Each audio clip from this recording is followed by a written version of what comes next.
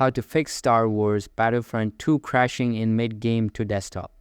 Hey everyone, in today's video, I'm gonna show you how to fix Star Wars Battlefront II crashing.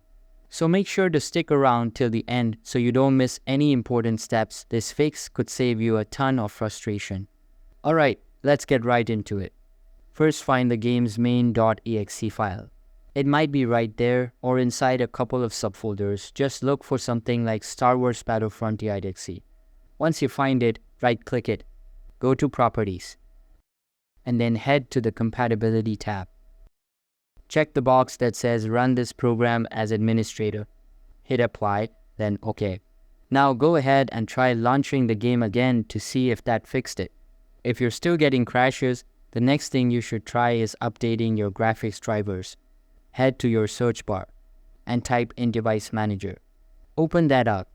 Once there, expand the section that says Display Adapters.